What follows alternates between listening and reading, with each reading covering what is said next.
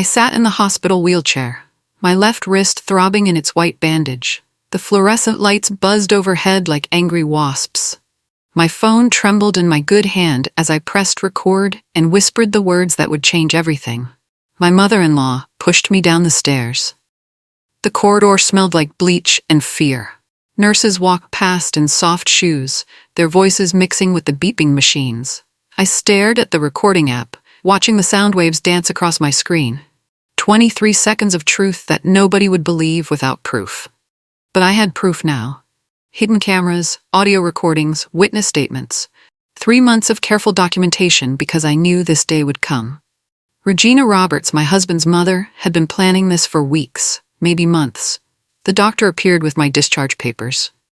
"Mrs. Roberts," he said, studying my x-rays one more time. "These injuries are consistent with being pushed. You understand what I'm telling you?" I nodded, my throat tight. The bruises on my shoulder blade were purple-black. The scrapes on my palms burned. But the real pain came from knowing my husband Sean might not believe me. Not without overwhelming evidence. I tucked my phone away and prepared for the hardest conversation of my marriage.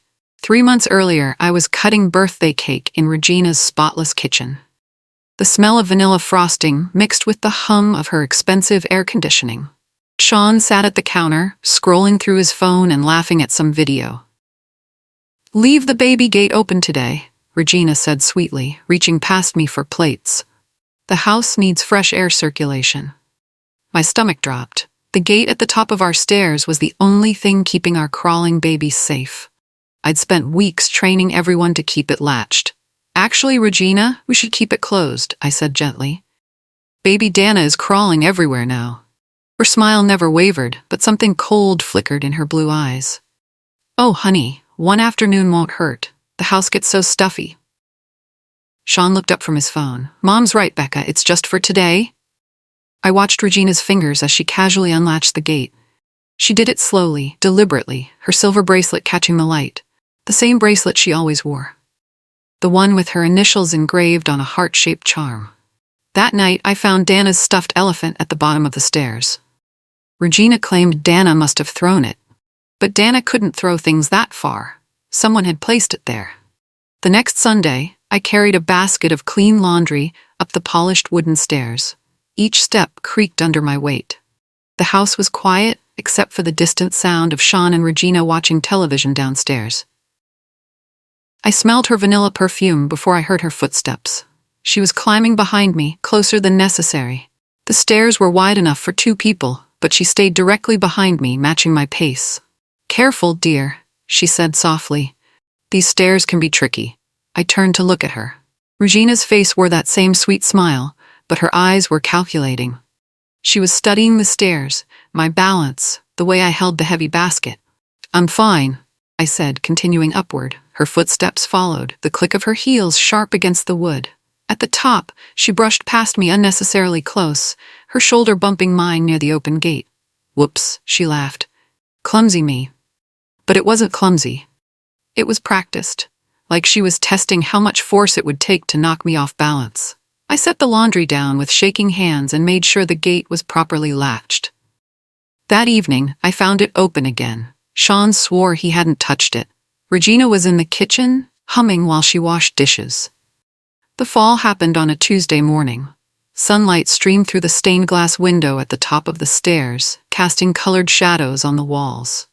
I balanced the laundry basket on my hip, one hand gripping the smooth banister. Dana was napping. Sean had left for work 20 minutes ago. The house was silent, except for Regina's movement in the kitchen below. I was halfway up when I felt the hard shove against my left shoulder blade. The impact sent me stumbling forward, the laundry basket flying from my hands. I crashed down the wooden steps, my body hitting each one with sickening thuds. The world spun in flashes of pain and color. My wrist twisted under me with a sharp crack. My shoulder scraped against the banister, tearing my shirt. I finally stopped at the landing, clothes scattered around me like broken dreams. Above me, Regina's voice drifted down, sweet as honey. "Oh my goodness, Becca, are you okay down there?" I looked up through tears of pain. She stood at the top of the stairs, her hand resting casually on the banister, not out of breath, not surprised, just watching with those cold blue eyes. I must have slipped, I whispered, testing my injured wrist. Her smile was perfect. These stairs are so dangerous. I've always said so. An hour later, I sat on our cream sofa with an ice pack pressed against my ribs. The cold bit through the thin fabric of my shirt, making me shiver. Regina had called Sean, who rushed home pale and worried. She just slipped, Regina explained calmly, handing Sean a cup of coffee. You know how clumsy pregnancy makes women. All those hormones. But I wasn't pregnant. I'd had Dana 8 months ago. Sean knew this, yet he nodded along, accepting her explanation without question. Maybe you should be more careful on the stairs, he said gently, sitting beside me. Mom's right about pregnancy affecting balance. Sean, I started, but Regina interrupted. I've seen it happen so many times. New mothers are always distracted, always rushing around. The body just isn't the same after childbirth. She sicked sympathetically. Poor thing probably caught her foot on something. My chest tightened with more than physical pain. She was rewriting history in real time, and my husband was buying every word. The pregnancy excuse gave her cover for future incidents, too. Any clumsiness could be blamed on my supposedly changing body. I pressed the ice pack harder against my ribs and made a mental note. This was just the beginning. That evening, I texted my sister Carmen from the kitchen. Something's wrong with Regina. Can't explain over text. 5 minutes later, my phone buzzed with screenshots. Carmen had forwarded a series of messages Regina had supposedly sent her by mistake. Messages clearly meant for someone else. She needs to learn her place in this family, one read. Sean is too soft on her. Someone needs to show her boundaries, said another. The timestamps made my blood freeze. These messages were sent at 10:47 a.m. I'd fallen down the stairs at 11:15 a.m. 28 minutes later, I screenshot everything and saved the images to 3 different cloud accounts. Then I called Carmen. Becca, these texts are scary, she whispered. She's talking about you like you're some kind of threat. What else did she say? She mentioned teaching you about natural consequences and how accidents happen to people who don't know their place. Becca, you need to be careful around her. I looked toward the living room where Regina and Sean were watching the news. She was stroking his hair like he was still a little boy, like I was the outsider who didn't belong. That night, I started keeping notes. Dates, times, witnesses, everything. I began testing Regina's behavior with small experiments. On Wednesday morning, I carefully filmed the baby gate with my phone, showing it securely latched at exactly 9:23 a.m. Then I went upstairs to shower. The hot water felt good against my bruised shoulders. Steam fogged the bathroom mirror as I tried to wash away the ache in my bones. I took my time, letting the heat soothe my muscles. When I returned downstairs at 9:41 a.m., the gate was moved. Not completely open, but shifted 1 notch to the unsafe position. Just enough that a crawling baby could push through. Only 3 people were in the house: me, Regina, and baby Dana. Dana was in her high chair eating breakfast. I was in the shower. That left Regina. I filmed the moved gate, noting the timestamp. Then I quietly returned it to the safe position and went to the kitchen where Regina was washing dishes. "How was your shower, dear?" she asked without turning around. "Fine," I said, watching her reflection in the window above the sink. She was smiling. "Did you make sure the gate was properly closed? We can't be too careful with little Dana crawling everywhere." The casual cruelty of it took my breath away. She was testing me, seeing if I'd noticed her sabotage. I bought a small wireless camera disguised as a phone charger. On Friday morning, I plugged it into an outlet near the base of the stairs, angled to capture anyone tampering with the gate. The camera linked to an app on my phone, sending alerts whenever it detected motion. I spent the morning grocery shopping, keeping one eye on the live feed as I walked through the supermarket aisles. At 11:34 a.m., my phone buzzed with an alert. The grainy footage showed a figure in a blue cardigan approaching the gate. Regina always wore blue cardigans. I watched as the shadowy person deliberately moved the latch to the unsafe position. The bracelet caught a glint of light as her hand worked. The same silver bracelet with the heart charm I'd seen her wear every day for 3 years. The one with her initials PW engraved in tiny script. But the most chilling part came next. The figure stood there for a full 30 seconds, staring up the stairs like she was planning something. Then she walked away, leaving the gate deliberately sabotaged. I saved the video file and uploaded it to secure cloud storage. When I got home, Regina was in the kitchen making lunch, humming a cheerful tune. The gate was exactly as the camera had captured it, moved to the dangerous position. That night, I pretended to sleep while wearing my smartwatch set to record audio. The sensitive microphone could pick up whispers from across the room. I lay still under the covers, breathing slowly and evenly. Around midnight, I heard soft footsteps in the hallway. They paused outside our bedroom door. Through the audio, I caught Regina's voice, barely above a whisper. Maybe now she'll stop parading up and down those stairs like she owns the place. My heart hammered against my ribs, but I forced myself to stay motionless. The footsteps moved away, then returned a minute later. Little Miss Perfect thinks she can just waltz into this family, Regina continued, her voice dripping with venom. Some people need to learn respect the hard way. The audio captured every word clearly. She was talking to herself, or maybe practicing what she'd say to someone else later. Either way, it was evidence of premeditation. She wasn't just being careless with the gate, she was planning something worse. The next morning, Regina greeted me with her usual sunny smile and offered to make pancakes for breakfast. I accepted graciously while my smartwatch file uploaded to the cloud. Her performance was flawless, but I had her real voice saved forever.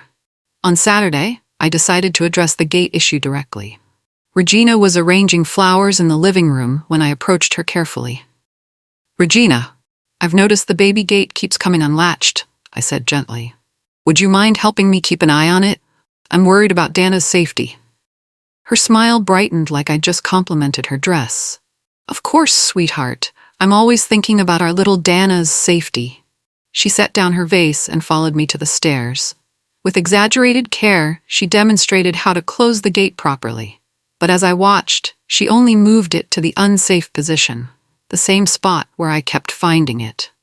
"There," she said proudly, "safe and secure." Under the breakfast table, her foot tapped a quiet rhythm against the floor. A smug, satisfied beat like she was enjoying a private joke.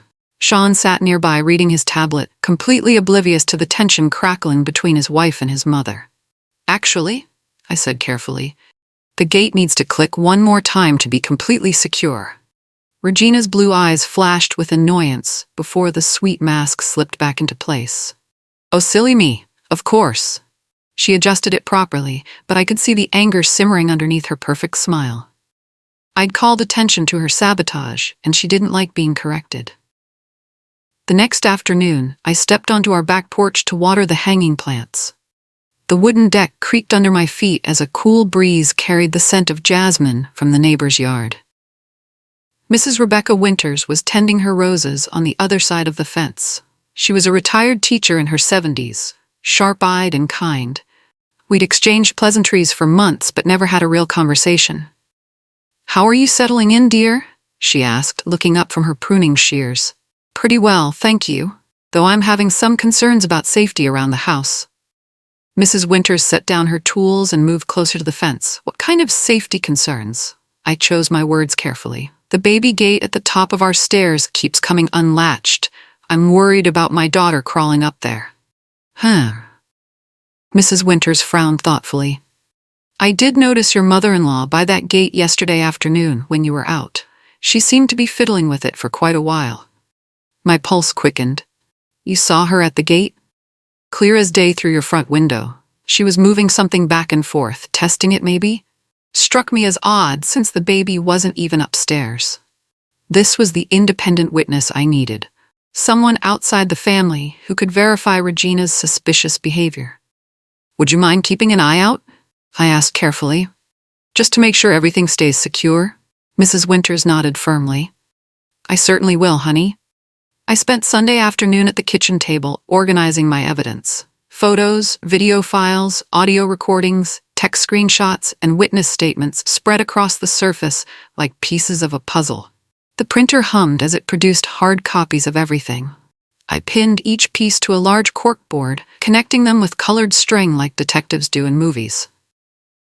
The timeline was becoming clear. Regina's hostile texts to Carmen, March 15th, 10:47 a.m. My fall down the stairs, March 15th, 11:15 a.m. Video of her tampering with the gate, March 18th, 11:34 a.m. Audio of her threatening whispers, March 19th, 12:03 a.m. Mrs. Winters witnessing suspicious behavior, March 20th, 2:15 p.m. Every incident centered around the stairs and that silver bracelet. In every photo where Regina's hands were visible, the bracelet caught the light. The same heart-shaped charm appeared in the gate tampering video. My phone buzzed with a doorbell camera notification. I opened the app to see Regina standing at our front door. But the timestamp showed she'd been there for several minutes, just staring at the house. When I checked the earlier footage, I saw her testing the front door handle and peering through windows. She was scouting the house when she thought nobody was home. The doorbell camera revealed more than I'd expected. I scrolled back through days of footage, looking for patterns in Regina's behavior. On Tuesday morning, she'd arrived early and spent 10 minutes on the front porch, not ringing the bell. Instead, she'd walked around the house, checking windows and testing the gate on our side fence. Wednesday's footage showed her standing at the bottom of our porch steps, looking up at the second-floor windows. She was studying the house like an architect, mapping out sight lines and access points. But Thursday's video was the most disturbing. Regina had used her key to enter while Sean was at work and I was grocery shopping. She'd spent 47 minutes inside the house alone. The timestamp showed she'd focused most of her time upstairs. When she finally left, she'd paused at the front door to look back at the staircase, visible through the entryway. She wasn't just visiting, she was planning. That evening, I casually asked Sean if his mother had mentioned stopping by during the day. "No, why?" he said, not looking up from his laptop. "Just wondering. I thought I heard someone upstairs earlier." Regina, who'd been eavesdropping from the kitchen, called out sweetly, "Maybe you left a window open, dear. Sometimes the wind can make noises that sound like footsteps." The next Friday, Regina invited us for dinner at her house to celebrate family. She'd made roast chicken with rosemary, and the smell filled her dining room. Candles flickered on the mahogany table as she raised her wine glass. "To forgiveness and fresh starts," she said, looking directly at me. "Sometimes families go through little rough patches, but love conquers all." Sean smiled and clinked his glass against hers. I raised mine reluctantly, wondering what she was really celebrating. As we ate, I kept my smartwatch recording under the table. Regina's voice took on that syrupy quality she used when she wanted something. "Becca, honey, I hope you know I only want what's best for this family," she said, cutting her chicken into precise pieces. Sometimes mothers-in-law can seem overprotective, but it comes from a place of love. Under her breath, barely audible above the soft jazz music, she murmured, "She'll learn eventually." The audio was crystal clear on playback later that night. While she performed concern and family unity above the table, she was making threats below it. The contradiction was stark and undeniable. I sent the file to my secure storage and made sure my smartwatch was fully charged for whatever came next. Her toast to forgiveness felt more like a warning than an olive branch. Monday morning, I called my doctor's office to schedule an appointment. The receptionist could fit me in at 2 p.m. if it was urgent. "What's the nature of your visit?" she asked. "I need documentation of recent injuries," I said carefully. "For safety reasons." Dr. Amanda Foster had been my physician for 5 years. She knew my medical history, my personality, and my general coordination. When she saw the bruises on my shoulder and the healing scrapes on my palms, her expression grew serious. "These injuries are consistent with a fall downstairs," she said, examining my wrist, "but the pattern suggests you were pushed rather than simply slipping." She took detailed photographs and measured each bruise. The impact points on my shoulder blade showed clear finger-shaped marks where someone had shoved me. "Rebecca, I need to ask this directly. Did someone push you?" I nodded, my throat tight with emotion. "My mother-in-law, but I can't prove it happened intentionally." Dr. Foster printed a detailed medical report with timestamps, measurements, and her professional assessment. She circled a date on her calendar. "If anything else happens, anything at all, come back immediately. Don't wait. These injury patterns, combined with repeated accidents, could indicate escalating domestic violence. The official medical documentation felt like armor against Regina's lies. That evening, I sat at my kitchen table with a legal pad and pen, sketching out my plan. The task light cast a warm circle on the paper as I wrote. Step 1. Install additional nanny cam with tamper-evident seal. Step 2. Place numbered tag on gate latch to detect unauthorized access. Step 3. Alert Mrs. Winters to watch for suspicious activity. Step 4. Contact Domestic Violence Resource Officer for wellness visit. Step 5. Ensure Sean witnesses everything firsthand. Each step had backup plans and contingencies. I'd learned from the previous incidents that Regina was methodical in her sabotage. She'd grown bolder with each success, confident that no one would believe me over her. But now I had medical documentation, video evidence, audio recordings, and an independent witness. More importantly, I had a clear timeline showing escalation. My phone buzzed with a text from Sean. Working late tonight? Don't wait up. Perfect. This gave me time to implement the first phase of my plan without interruption. I ordered the supplies online for next-day delivery and started drafting careful messages to Mrs. Winters and the domestic violence officer. By midnight, everything was in motion. Regina had no idea that her next move would be her last. The tamper-evident seal arrived Tuesday morning in a small package. It was a numbered plastic strip designed to show if someone had opened a door or container. I photographed the intact seal with its unique number, then carefully attached it across the baby gate latch. At 10:02 a.m., I documented the gate in its properly secured position, with seal number 7429 clearly visible. Then I took Dana to the park for our regular morning walk, leaving Regina alone in the house. We returned at 11:30 a.m. to find Regina in the kitchen making sandwiches. She greeted us cheerfully, asking about our walk and offering Dana a cookie. I casually checked the baby gate, and my heart stopped. The seal was still there, but the number was different. 7431. Someone had carefully removed the original seal and replaced it with a nearly identical fake. Only someone with access to similar security seals would have replacement numbers. Regina worked part-time at a medical office that used the same type of tamper-evident seals on drug cabinets. I photographed the fake seal, noting the number change and timestamp. Then I called the medical office where Regina worked. Hi, this is Dr. Foster's office calling about some missing security seals. Have you noticed any inventory discrepancies lately? Actually, yes, the receptionist said. Regina mentioned she'd accidentally damaged a few seals yesterday and took some extras to practice proper application at home. The new nanny cam was smaller than a thumb drive and designed to look like a smartphone charger. I plugged it into an outlet with a perfect view of the staircase and baby gate, then linked it to a secure app on my phone. Wednesday afternoon, while Regina thought I was napping with Dana, I watched the live feed from my bedroom. At 2:47 p.m., Regina appeared in the camera frame. She approached the gate wearing her silver bracelet, the heart charm catching the afternoon light. But instead of just moving the latch, she carefully examined the tamper seal first. Using what looked like a small tool, she peeled off the fake seal she'd placed there and replaced it with another one. The number changed again from 7431 to 7433. But the most damning part came next. She stood back to admire her work, then looked directly into the camera.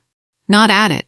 She didn't know it was there, but past it, toward the second floor. She was visualizing something, planning the angle, the force, the timing. The bracelet glinted as she gestured up the stairs, her mouth moving silently. The camera's audio picked up fragments. Should do it. And won't suspect. She was rehearsing my next fall. And this time, she wanted to make sure it would be worse than bruises and a sprained wrist. Thursday morning, I called the Domestic Violence Resource Officer for our county. Carmen had researched the number after Regina's threatening texts. Officer Victoria Barone specialized in family violence cases and could conduct wellness visits when requested. I need to report escalating domestic abuse, I said, my voice steady despite my racing heart. I have extensive documentation and evidence. Can you come to the station this afternoon? Actually, I think a home visit would be more effective. The perpetrator is my mother-in-law, and she's most dangerous when she thinks no one's watching. Officer Barone agreed to visit Friday at 3 p.m. She requested that a neutral witness be present and suggested I invite a trusted neighbor to join us for tea during the visit. I called Mrs. Winters immediately. Would you be available for tea tomorrow afternoon, around 3 o'clock? Of course, dear. Is everything all right? I hope it will be after tomorrow.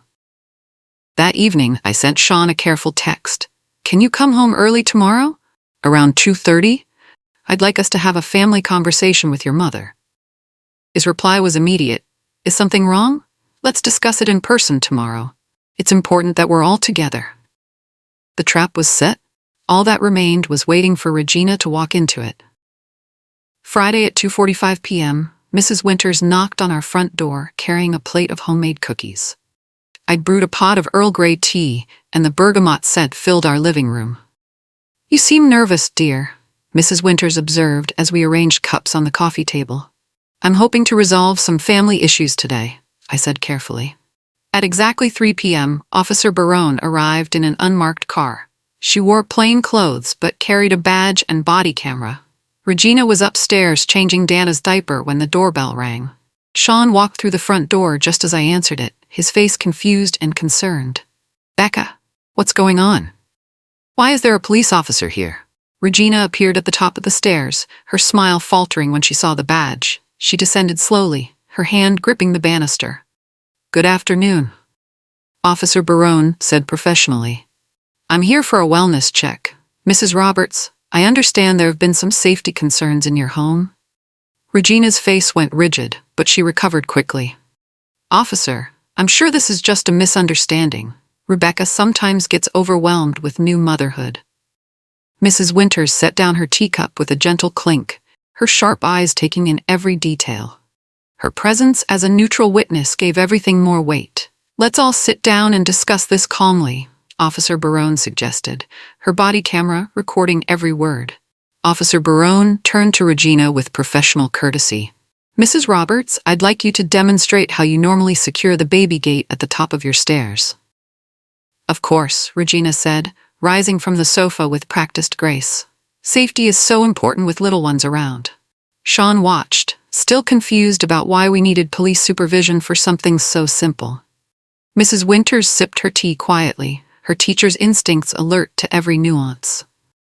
We all followed Regina to the staircase. The afternoon light slanted through the window, illuminating the gate clearly. Regina's silver bracelet caught the light as she reached for the latch. Like this, she said sweetly, moving the gate to what looked like the closed position.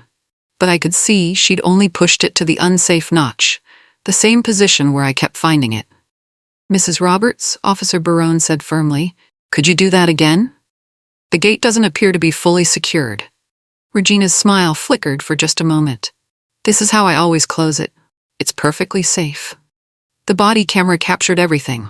Her confident demonstration, the improperly secured gate, and the subtle defiance in her voice when corrected by authority.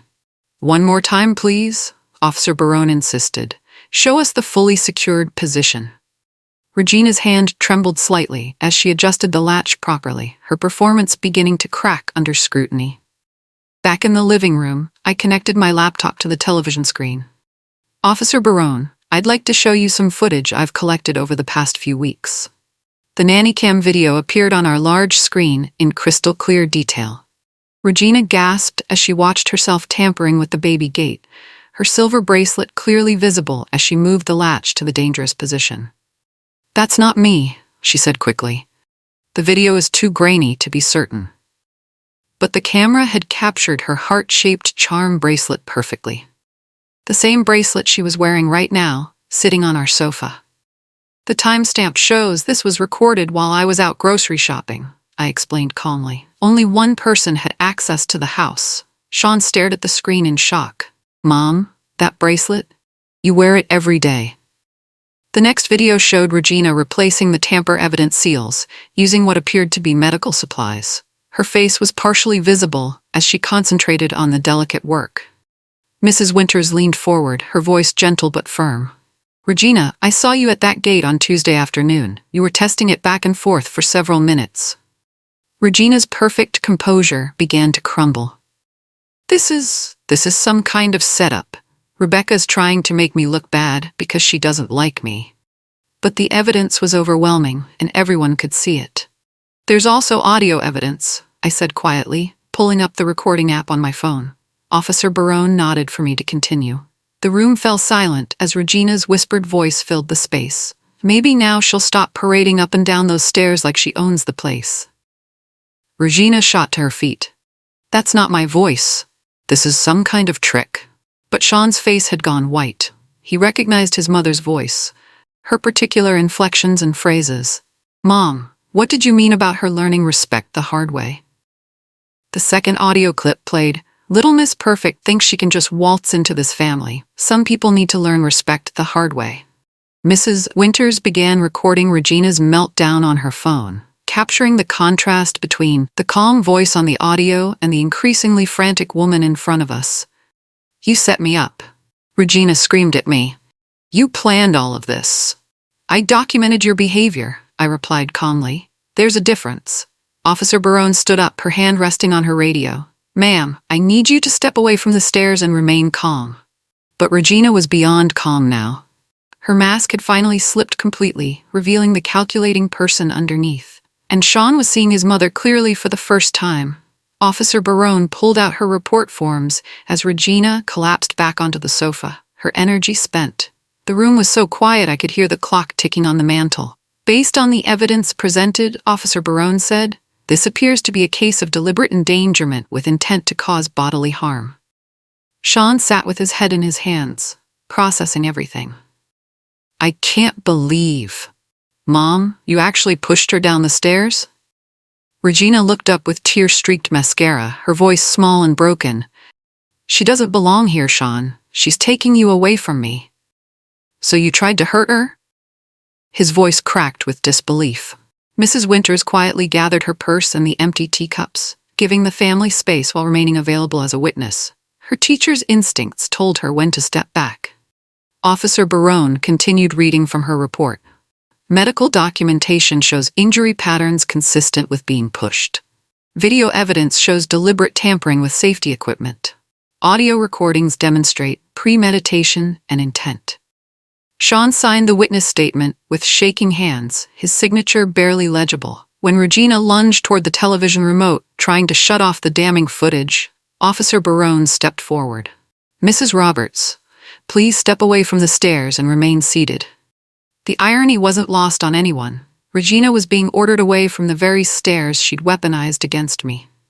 6 months later, I stood at the top of our stairs, sliding the new safety latch closed with a satisfying click. The morning light was warm against my arms, and Dana babbled happily from her playpen below. The folder of evidence sat on my bookshelf now, labeled and dated. Regina was living in a supervised apartment across town, attending court-ordered counseling. Sean and I were rebuilding our marriage in therapy, learning to communicate about family boundaries and trust. Mrs. Winters had become a true friend, often joining us for afternoon tea and keeping a protective eye on our home. Her witness testimony had been crucial in establishing the pattern of escalating behavior. The new security system included motion sensors, upgraded cameras, and direct connection to local police. But more importantly, we'd learned to trust our instincts and document everything carefully. I picked up Dana and carried her downstairs, the safety gate clicking securely behind us. In the kitchen, I started coffee and checked the morning news on my phone. If you've ever been pushed and told you slipped, document everything.